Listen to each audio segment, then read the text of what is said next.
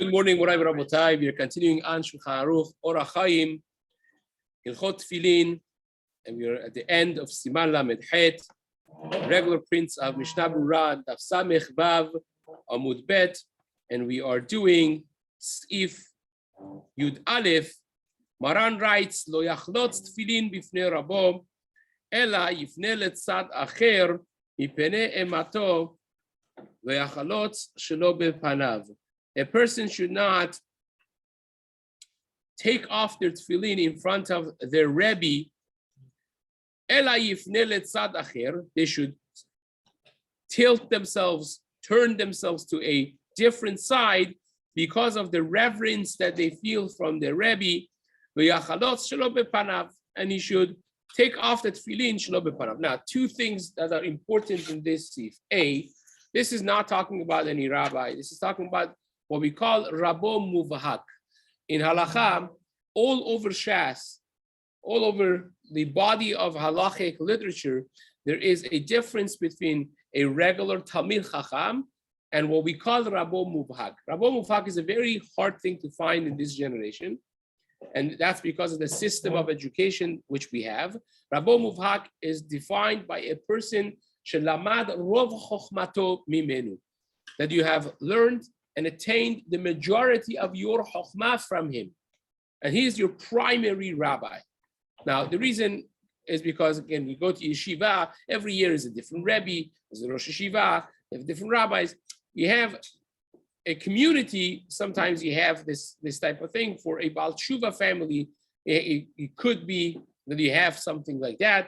But again, in its core, it's more difficult to find that in this generation than it is in the time that you had a Rav of community, Rav of town. You learned everything with them, basically, or certainly majority of the things that you learned was from them. That would pass for a Rabo Muvhak, a rabbi, Rebbe, that learned majority of your chokhmah from.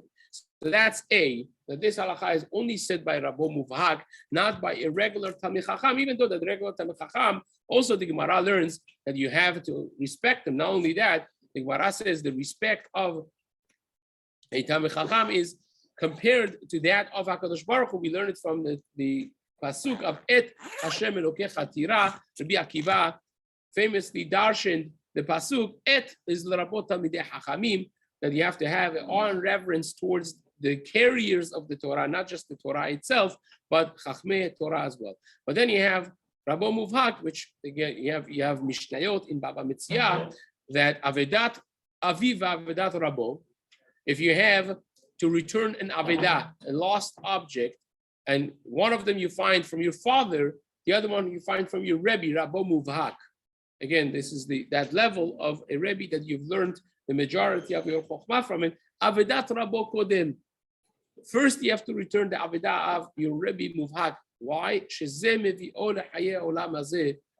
is a fundamental concept, that one of them has given you life in a physical world. The other one gives you life in a spiritual element, which is a much higher level of life.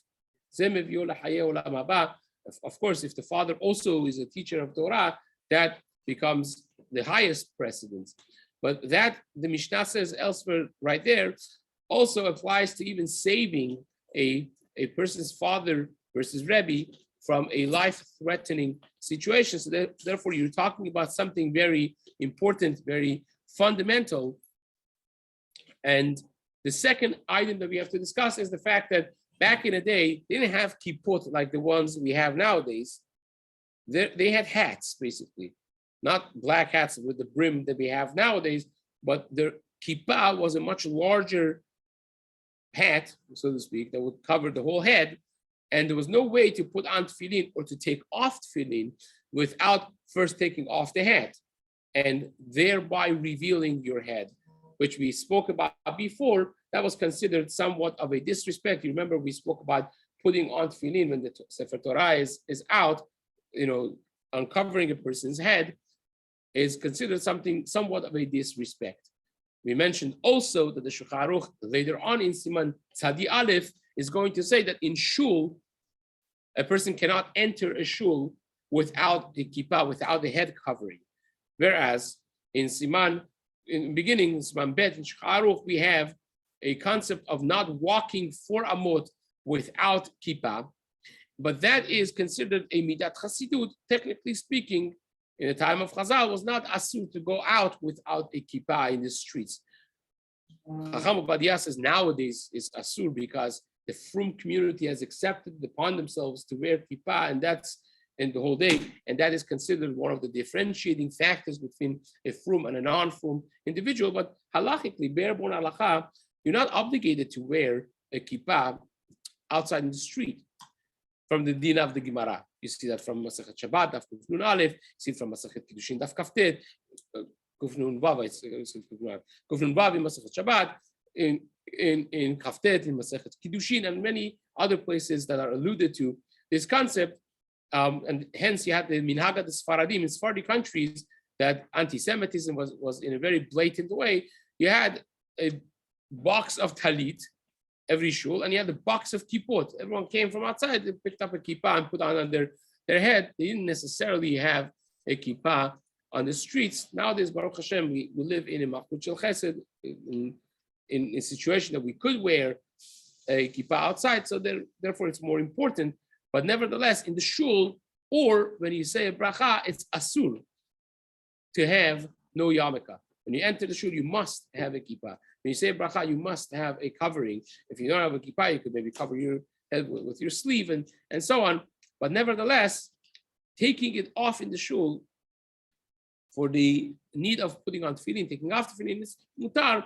So we discuss if it can be in front of Sefer Torah. Here's the second element of that if you have to take off your hat, your big, large kippah, so then it's not respectful to do it in front of your Rebbe Muvhak, do it elsewhere.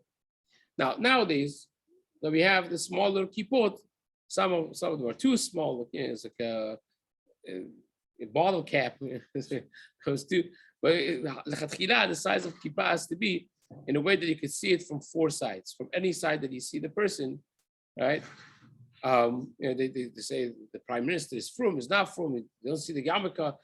You only see the yarmulke if you're standing right behind his head, stuck to the back of. That's not the proper way of wearing a kippah. It's not the proper size of a kippah. It has to be a type of kippah that you can see it from all 4 sides. It's visible. So it has to be large enough, whatever size it is that fits a person.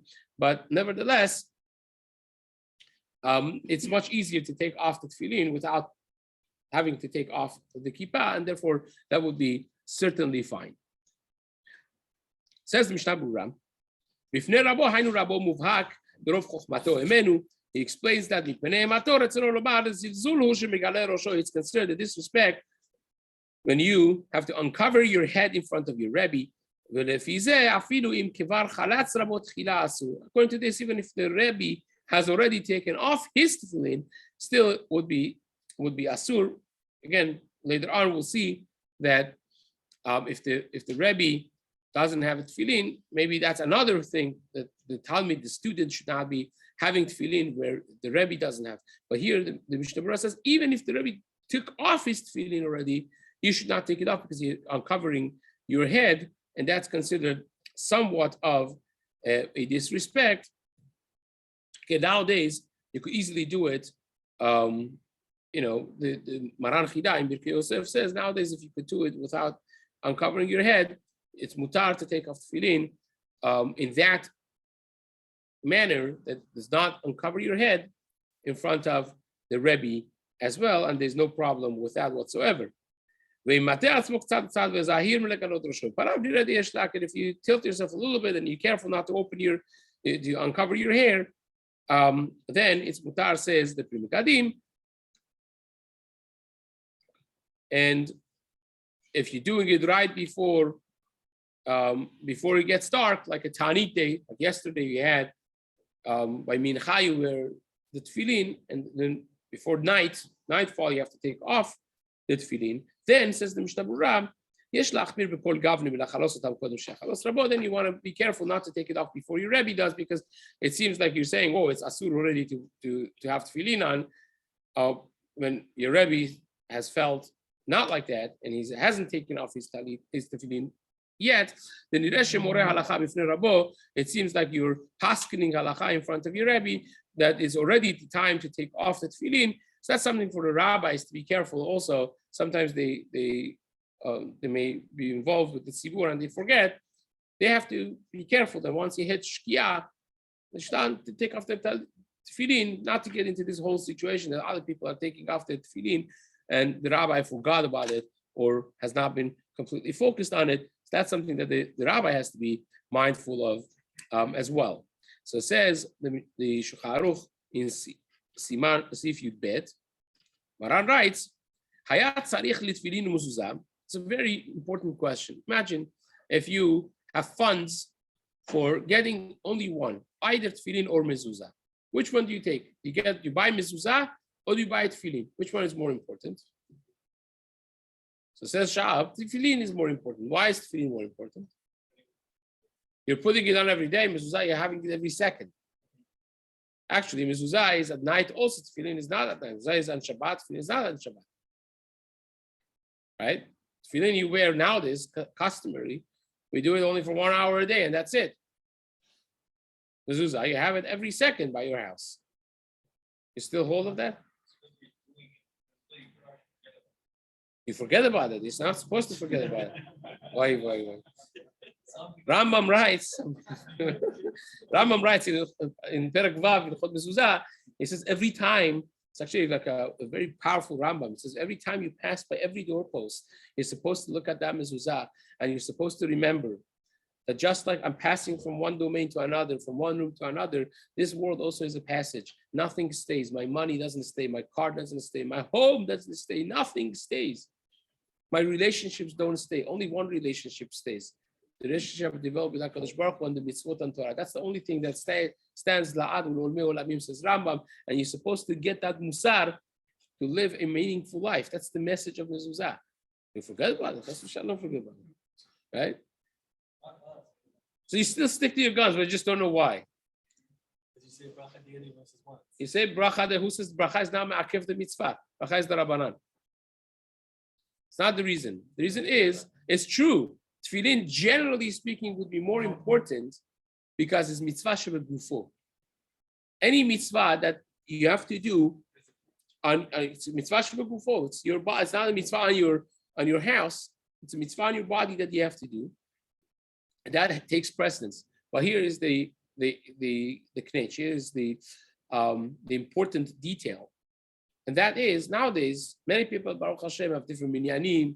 You have a shul that has a netz minyan, has a later minyan, and a later minyan, and a very later minyan.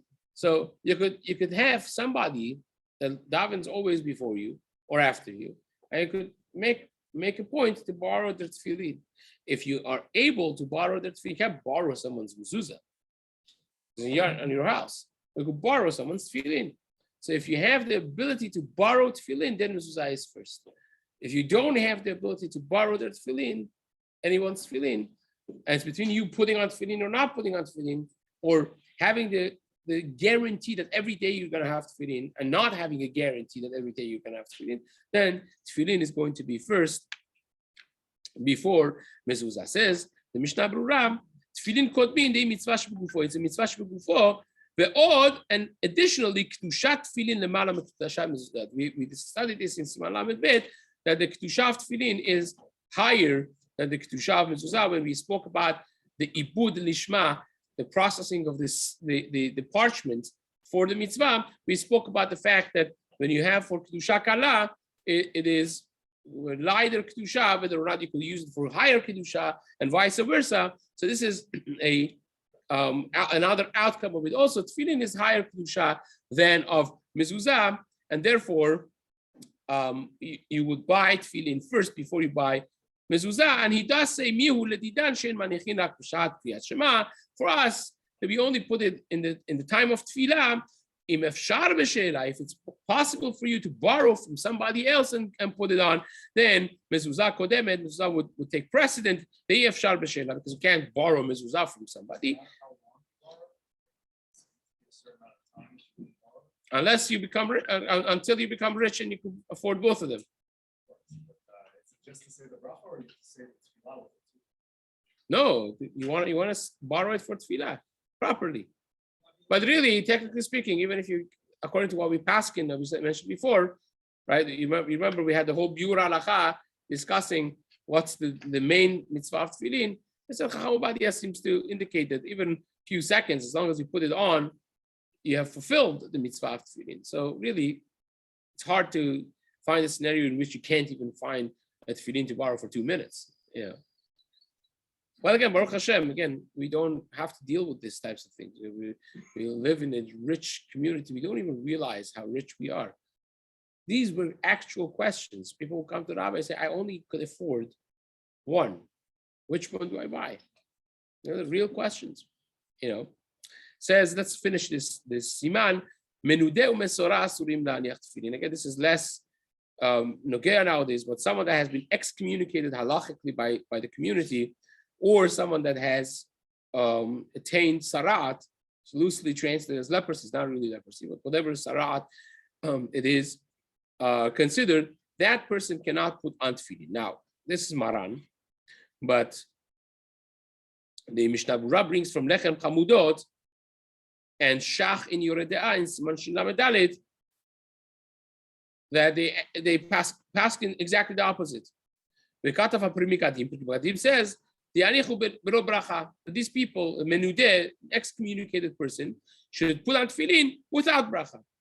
Should put it on to be a choshesh for shach and all the other gedolei achronim, but put it without bracha to be a choshesh, like the poskim that Maran is following. This is again a question the Gemara in Masechet Moed Katan Daf Tet Vav, which the Baal HaYitur and other Rishonim, they say it's Asur, others disagree. So it's a fair machloket, and therefore, Prima says put it without bracha to cover all your bases.